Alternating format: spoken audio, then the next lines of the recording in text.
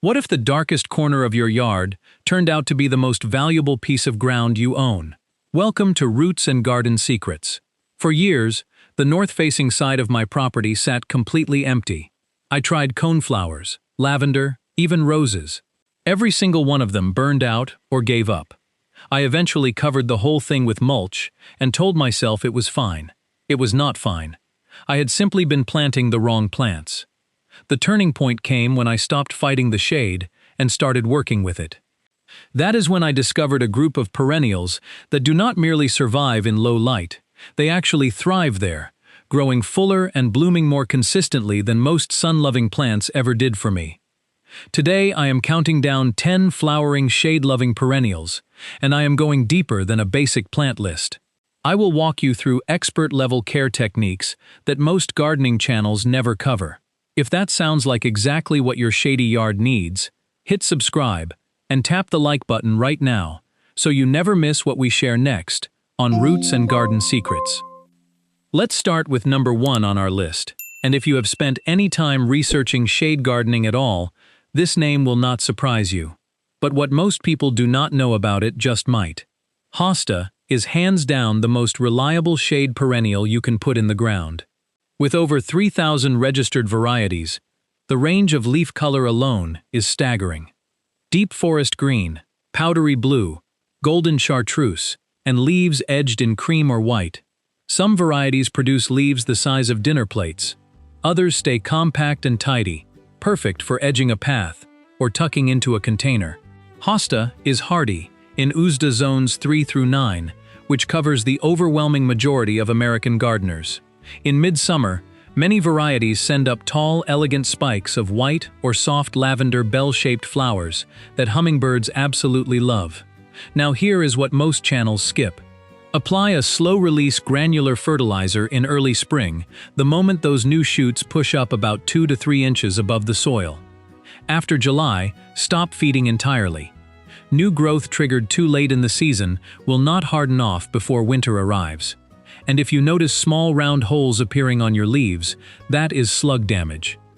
Your 2 best fixes are diatomaceous earth sprinkled around the base of the plant, or simple beer traps set into the soil nearby. Both work remarkably well without chemicals. Moving to number 2, astilbe is the plant for anyone who believes shade gardens have to sacrifice drama and color.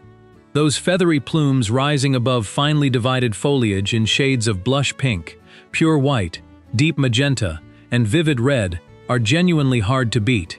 Astilbe is hardy in USDA zones 4 through 8, and it needs consistently moist soil to perform. Here is a detail most growers miss. Plant the crowns no deeper than 1 to 2 inches below the soil surface. Crowns planted too deep suffocate and decline within a season or 2. When the blooms finish, resist cutting them back. Those dried plumes protect the crown through winter and add beautiful texture against snow. And if you want continuous color for 6 to 10 weeks instead of just 3, plant 3 varieties with staggered bloom times, 1 early, 1 mid-season, 1 late. That single strategy transforms astilbe from a brief seasonal moment into a long summer feature. Number 3 is bleeding heart, and this plant stops people cold the first time they see it in person.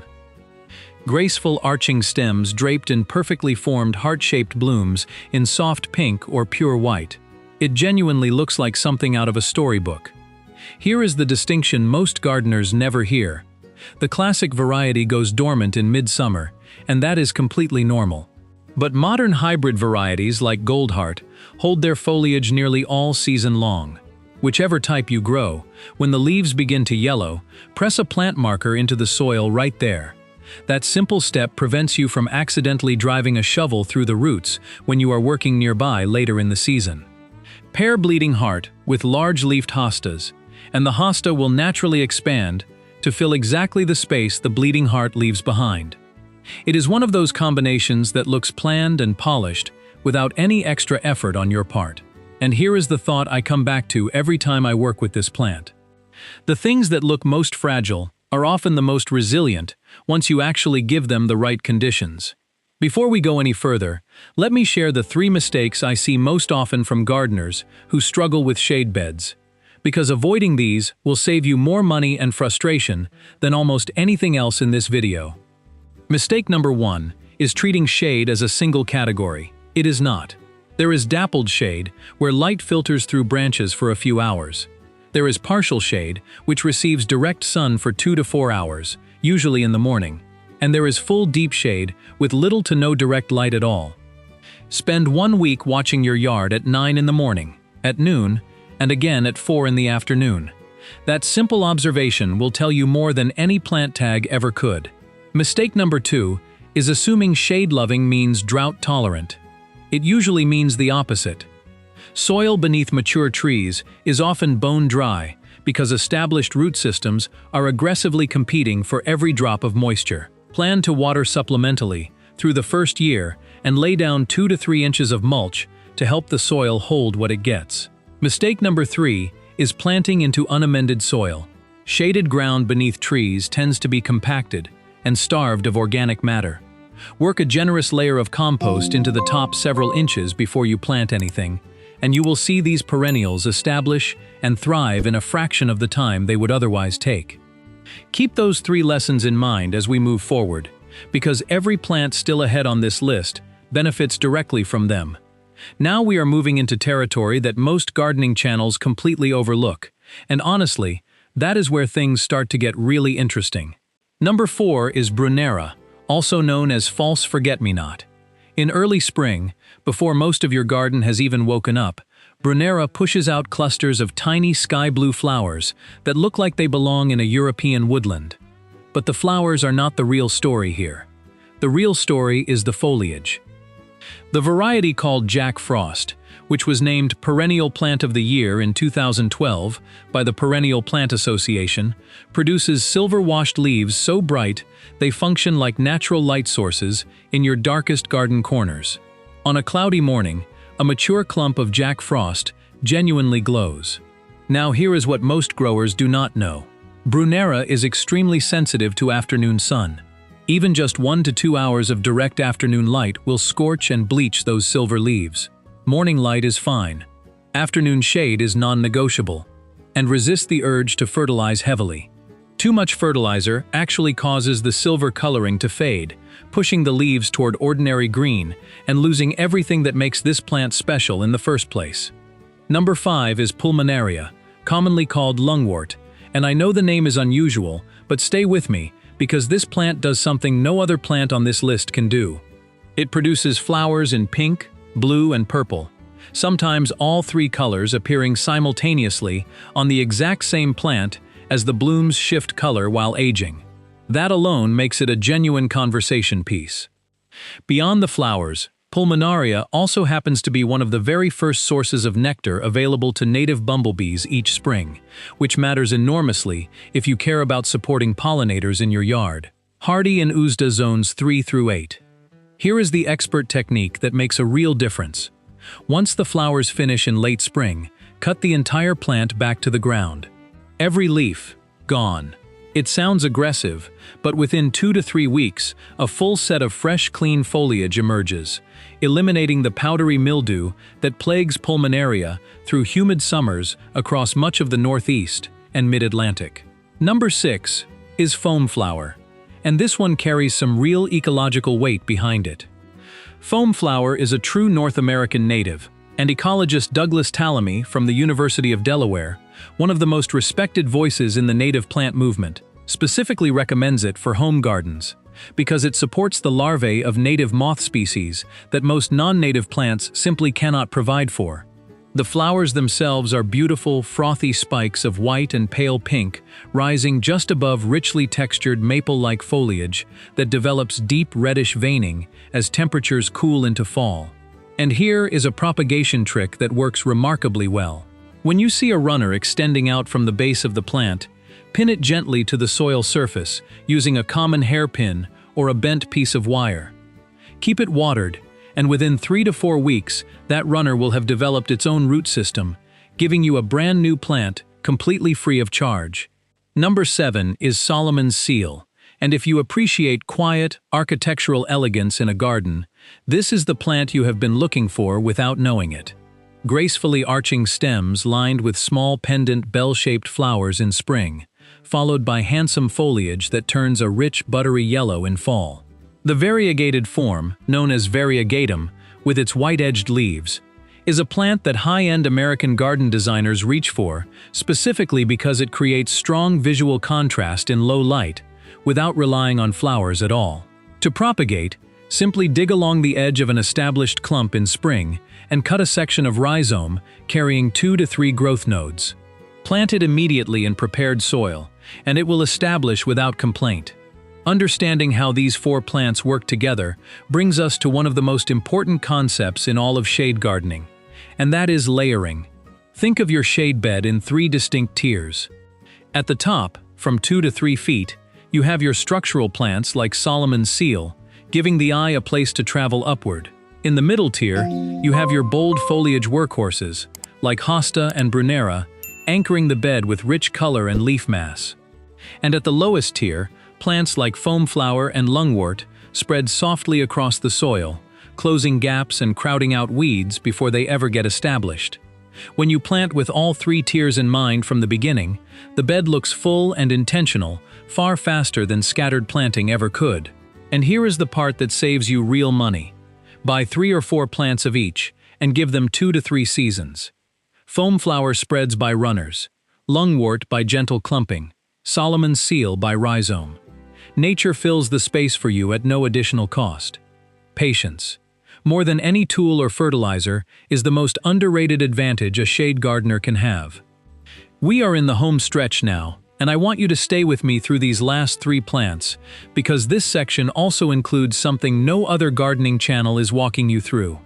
A complete expert care framework that will change how you approach your shade garden from the ground up.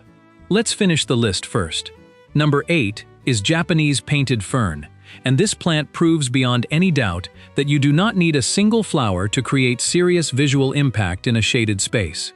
Named Perennial Plant of the Year in 2004 by the Perennial Plant Association, its fronds are dusted in shifting layers of silver, soft purple, and deep green that literally change appearance depending on the angle of light hitting them at any given moment. Photographers stop and take a second look at this plant every single time. Now here is the detail that separates gardeners who grow it well from those who wonder why the colors look flat. Do not bury this fern in full darkness. Give it 1 to 2 hours of gentle morning light, and the silver and purple tones intensify dramatically. Deep shade washes the color out. And if you are gardening in USDA zones 5 or 6, apply a layer of fallen leaf mulch, 3 to 4 inches deep, over the root zone in late fall. That simple step insulates the crown through hard freezes and encourages earlier, stronger emergence the following spring. Number 9 is ostrich fern, and if Japanese painted fern is the refined, delicate member of the fern family, ostrich fern is its bold and dramatic counterpart. Those upright vase-shaped fronds reaching 3 to 5 feet tall create a genuinely jungle-like atmosphere in a temperate shade garden that almost nothing else on this list can replicate. Hardy all the way down to USDA Zone 2, it is one of the toughest plants we have covered today. Here is something most gardeners do not realize. Those tightly coiled fiddleheads that emerge in early spring are edible and have been a traditional New England seasonal delicacy for generations, often lightly steamed or sautéed in butter. Just limit your harvest to no more than 1/3 of the fiddleheads on any single plant to keep it strong and healthy. Now the expert warning that nobody else tells you. Ostrich fern can spread very aggressively in moist soil over time. If you do not want it moving beyond its designated space, install a root barrier 6 to 8 inches deep around the perimeter before it establishes. That one step saves you hours of digging later. Number 10, and rounding out our list, is coral bells, known botanically as heuchera, and this is the plant that delivers color when everything else has gone quiet. Available in burgundy, lime green, silver, peach, and near black depending on the variety, coral bells provides bold foliage color from the very first week you plant it straight through to the first hard frost of the season. In milder climates, it is essentially evergreen, holding color through winter months when your entire shade bed would otherwise look dormant and empty. Hardy in USDA, zones 4 through 9. Here are 2 expert techniques most gardeners learn the hard way. First, watch for what is called heaving, where freeze and thaw cycles push the crown up and out of the soil through winter. Every time you see this happening, press the plant gently back down and add fresh mulch around the base, keeping it away from the center of the crown. Second, divide your coral bells every 3 to 4 years.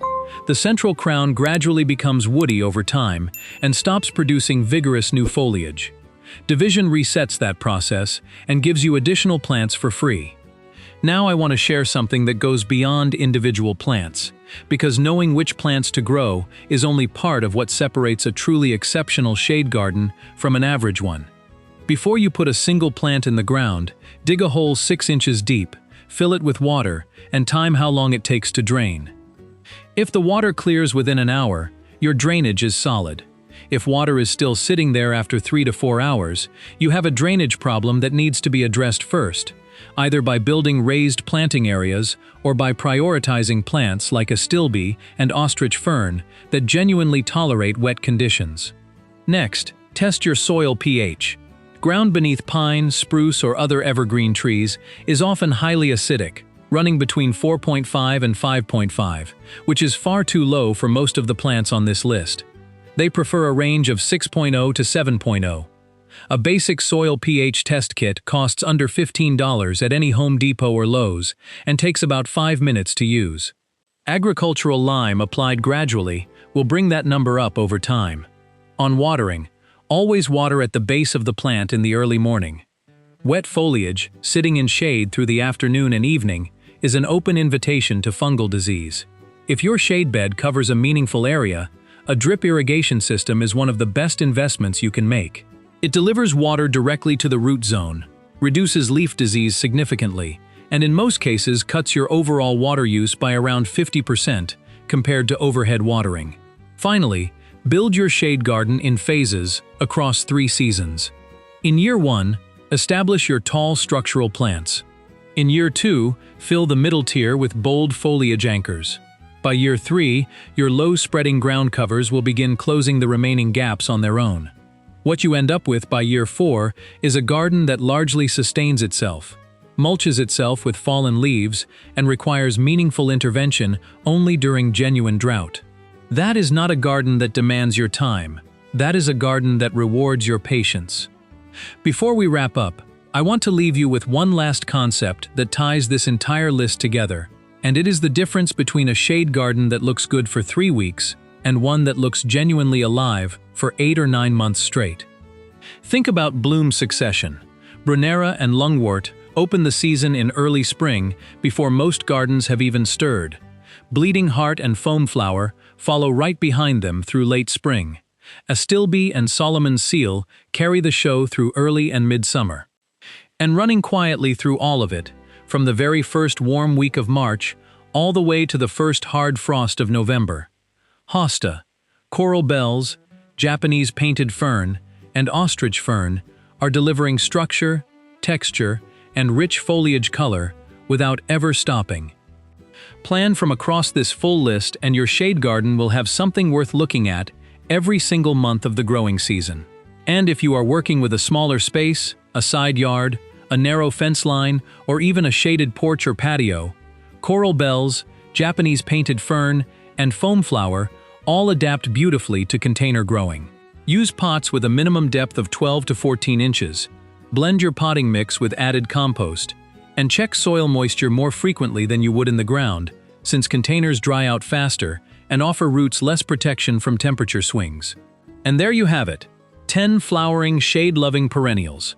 Each one chosen not just for beauty, but for proven, reliable performance in the conditions most gardeners have been fighting against for years. From the bold architectural presence of hosta to the fairy tale charm of bleeding heart, the silver glow of brunera, the color-shifting blooms of lungwort, the native elegance of foamflower, the quiet grace of Solomon's seal, the painterly fronds of Japanese painted fern, the dramatic height of ostrich fern, and the year-round color of coral bells. Every single one of these plants was chosen because it does not just survive in the shade, it belongs there. That corner of your yard you have been covering with mulch and calling it done is not a problem. It is an opportunity you have not opened yet. And now you have 10 real, proven ways to finally do something extraordinary with it. So here is my question for you, and I genuinely want to know. Out of everything we covered today, which plant is going into your yard first? Drop it in the comments below. I read every single one, and I love hearing what you choose to grow next. If this video gave you even one idea worth acting on, do me a favor before you go. Hit that like button, leave your answer in the comments, and if you are not already part of our community here at Roots and Garden Secrets, now is the time to subscribe. We have a lot more of this coming, and the only way to make sure you see it is to be here when it drops. Thank you so much for watching, and as always, happy planting.